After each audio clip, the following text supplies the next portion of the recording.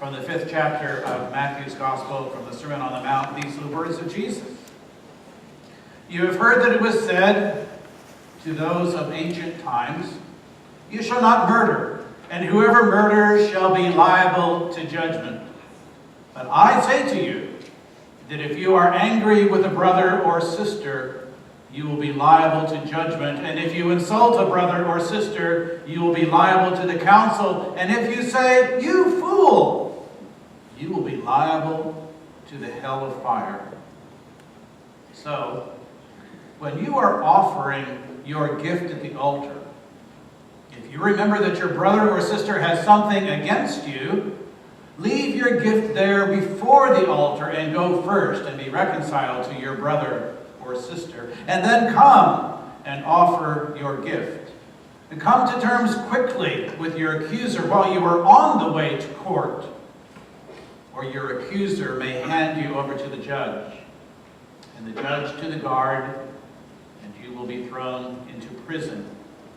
Truly, I tell you, you will never get out until you have paid the last penny. You have heard that it was said, "You shall not commit adultery." But I say to you that everyone who looks at a woman with lust has already committed adultery with her in his heart. If your right eye causes you to sin, and tear it out and throw it away. It is better for you to lose one of your members than for your whole body to be thrown into hell.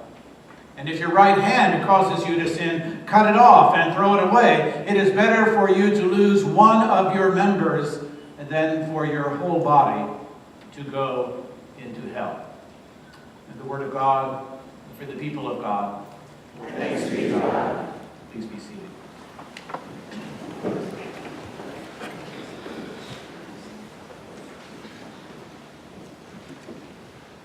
I can't help but notice the wonderful admixture of musical variety this day. We've heard bells, we've heard organ, we've heard the congregation sing, we've heard wonderful guitars and this wonderful group that proclaims the gospel. I've seen on your faces now and then, although you didn't want some people to see that you were smiling, you were bobbing your head. It was great. Okay. God has given us a multiplicity of flavors as we worship this day. Thanks be to God. And I'm so thankful to those who have made the arrangements for the brothers McClure to be here not only this morning, but this evening. Probably be a bunch more tapping of the foot and nodding of the head, maybe even some clapping of the hands. Although we found that at 8:30 that we're kind of challenged that way.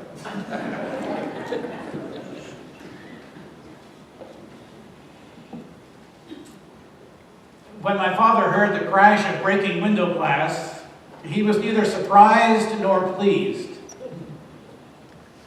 My brothers elected me to go make the trek inside and confess to my father that I had broken a basement window with an errant baseball. Yeah, it happened. Gruffly, my father said to me, "I heard it."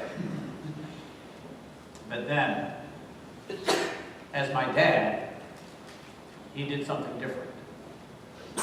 He took me into the basement, not just to clean up the broken glass, but to remove the entire window frame, to set up sawhorses, to find the needed tools, to find a container of window glazing, and then he took the time to teach me how to repair that window. It took a while. I made plenty of missteps in my approach to repairing it. But eventually I cleaned out the old and carefully installed the new. And what I was aware of was that I became intimately familiar with this little pane of glass and with this whole window frame and the casement that it fit into. I began to understand all the different pieces of how they came back together again. I knew what glass to buy and how to measure for it and how thick it needed to be and how I needed to get it all back together and how the glazing needed to be smooth around the sides. And when that window was back in place, I was proud of that repair. And so I vowed that no errant baseball would ever make me do this job again. The gospel lesson for today is about brokenness. It's about our broken relationships. Relationships broken by words of anger and words of insult and defamation. Relationships that are broken by improper sexual behavior. If the high incidence of our broken relationships could be symbolized as shards of broken glass, then we would probably find that many of our steps these days are accompanied by a loud crunching underfoot. Indeed, the angry words and the self-centered and destructive behavior which are rampant around us are like hundreds of baseballs bouncing around uncontrollably, breaking what is so valuable, so fragile, so important.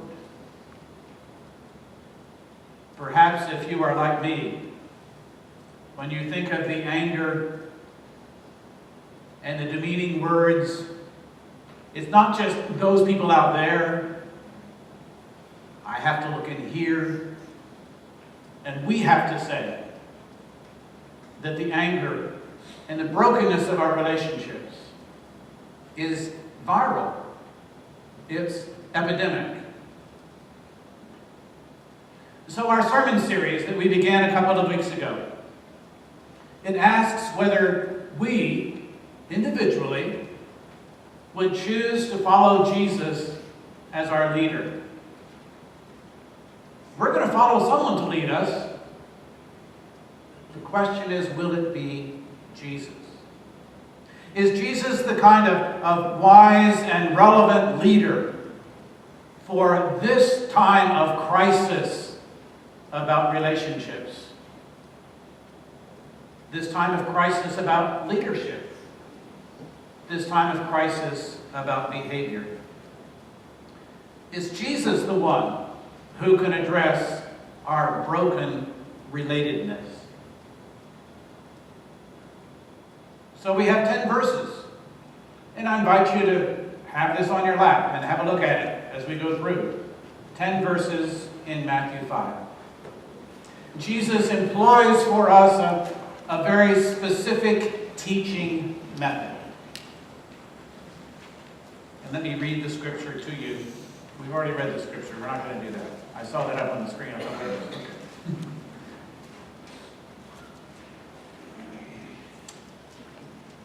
The method that Jesus uses really has 3 parts. In the first, he states and affirms 2 very important laws. He just affirms the laws and says they're still relevant. The first law is do not murder. And the second law is do not commit adultery. That seems simple enough, step 1. But then he goes on to step 2, and he radicalizes the spirit that God has placed behind each of these laws. And so he reverts back and he said, you've heard it said of old, do not murder. But I say to you that you will be judged for your anger. You've heard it said of old that you would not commit adultery. But I say to you, do not even be lustful in your thinking about others.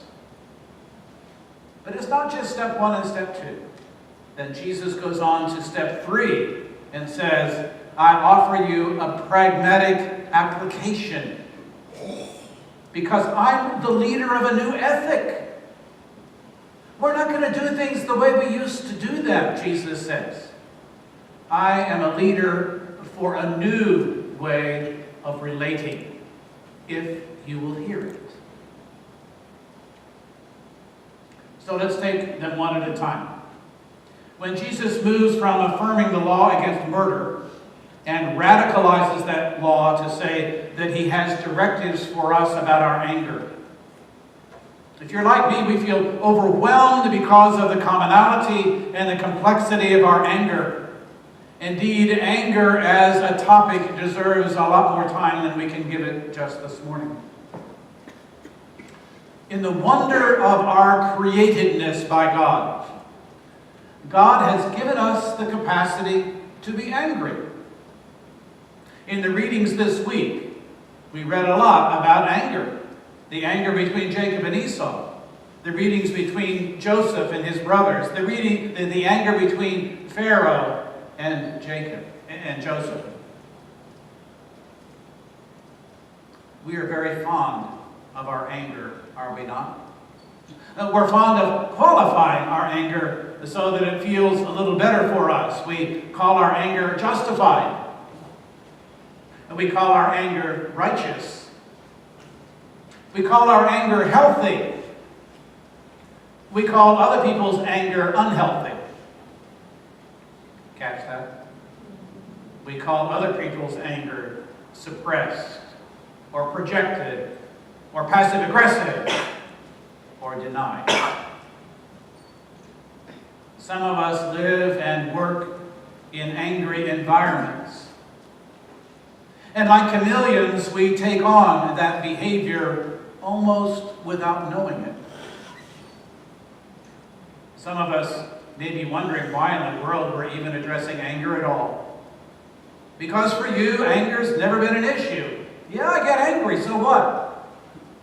I give it very little thought. Some of us like our anger. Some of us lead with anger.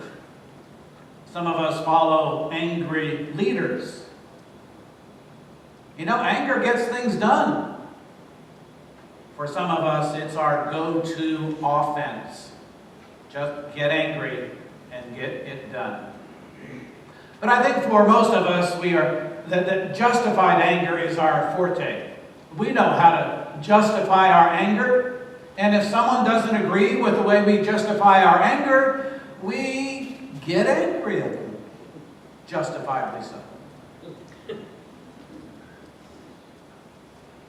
So in radicalizing this simple teaching about murder, and instead talking about anger, Jesus is stepping all over our too easy acceptance of anger, proposing something different. And what Jesus is proposing in step 2 of his teaching is that God wills that there be no hostility between us. To which we say, you've got to be kidding. That's what God wills? That there be no hostility? How is that possible? But Jesus moves quickly to step 3 and he says, no hostility is really the goal.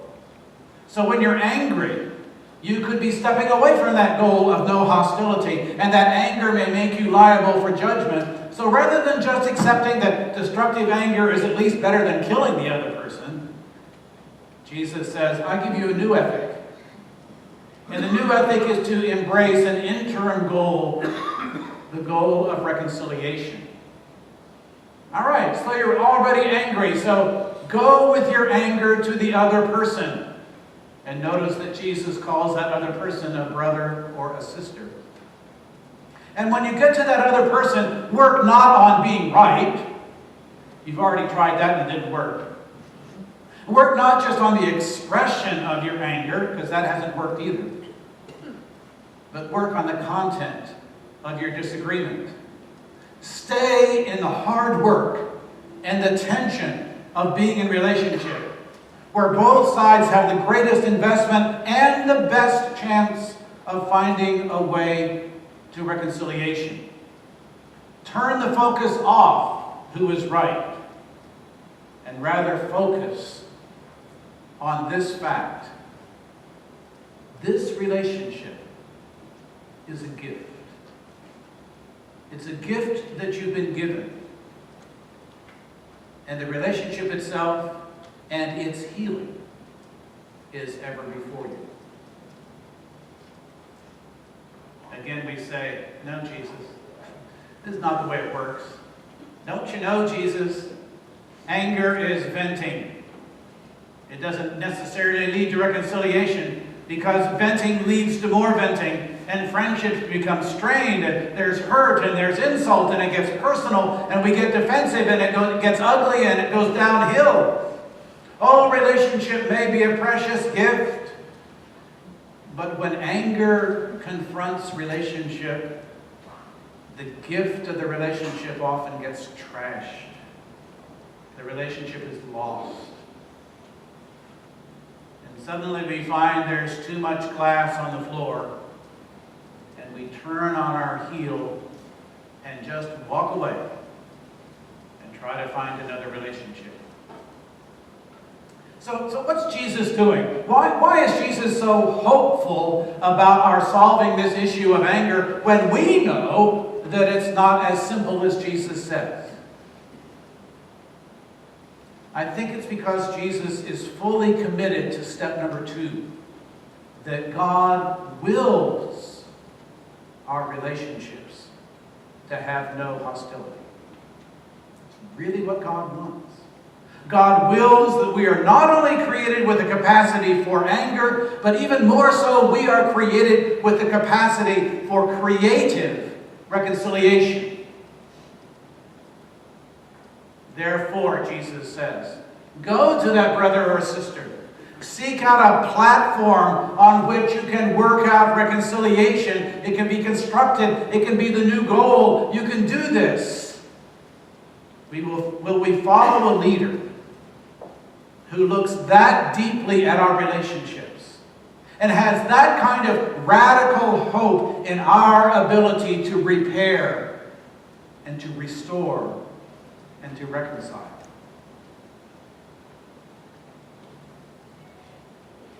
I'm sure that all of you have the same kind of example in your head that I do. I'm remembering a person years ago dealing with a broken relationship. All of her friends were saying, yeah, it's lost. It's trash. There's glass on the floor. Can't get it back. And even though her circle of friends were saying, let it go, be done with it, she said, no, there's a hope in me.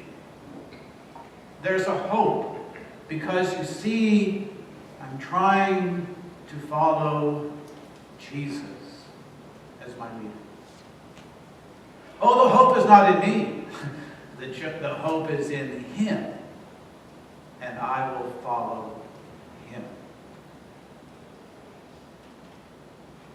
So as we move on to the second teaching, it's not any easier. Because step 1, Jesus says, the old law said no adultery. But even more than that, the old law said our sexuality is a gift and not an entitlement. If you want one sentence to take home, let it be that.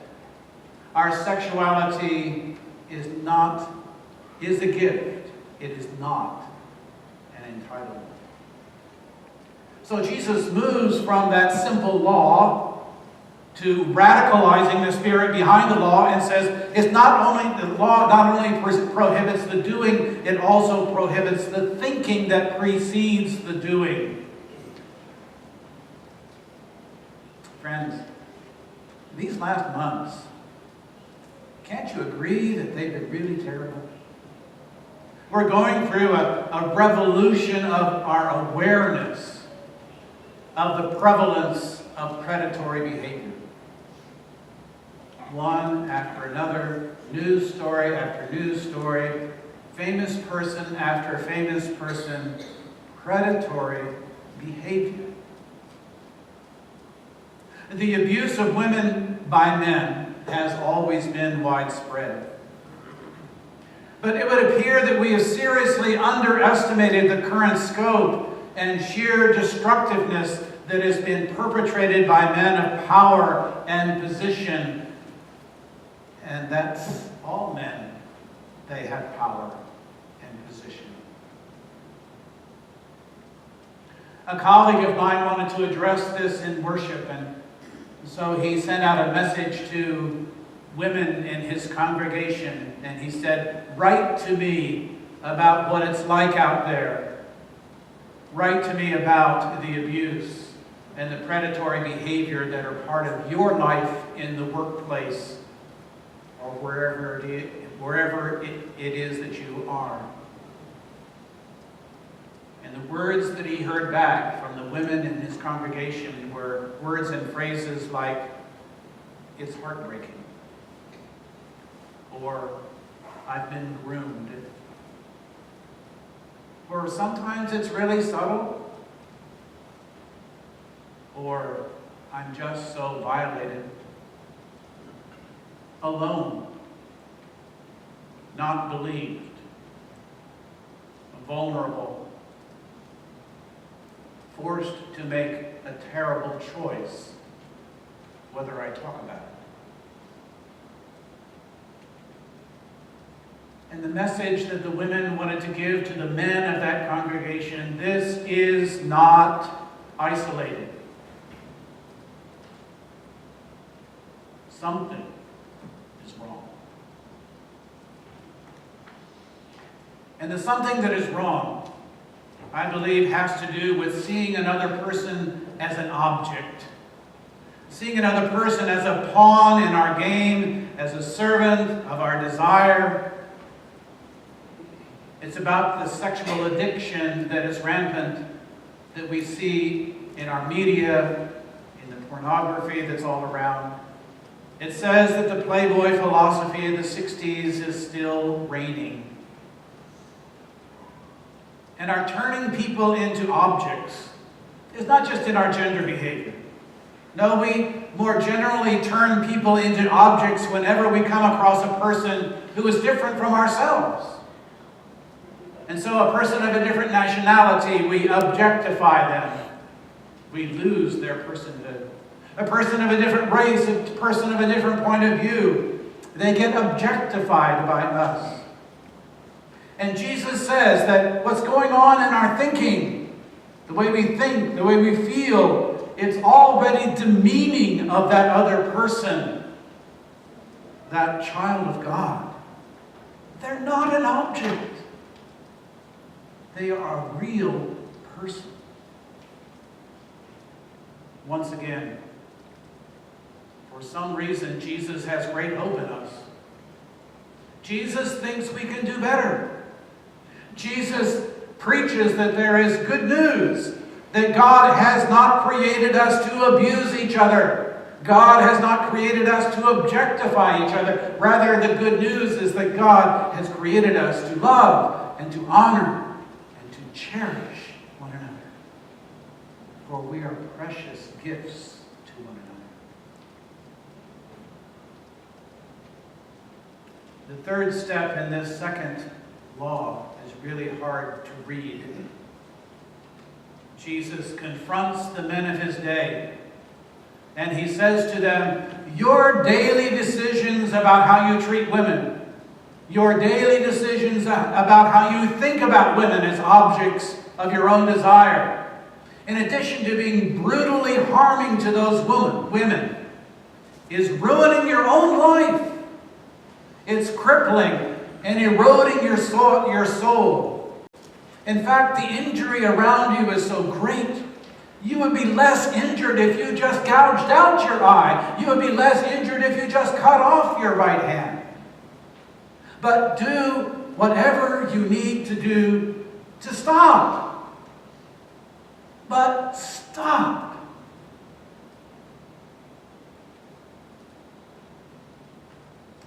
Do we want to choose Jesus as a leader when he's telling us to stop? Why can't Jesus just say, I have a little suggestion for you to take under consideration? No. Stop. He is insistent that we embrace a higher level of right living, that we eradicate our tendencies to objectify one another. Jesus wants to lead us to another way of relating, a way that is respectful of the holiness of another and the holiness of ourselves. Jesus really believes that our relationships with each other are redeemable, that our broken relationships can be repaired, that our reconciled relationships can be celebrated, that our tendencies to use and abuse each other can be eliminated. He believes in us, and He wants to lead us in that way.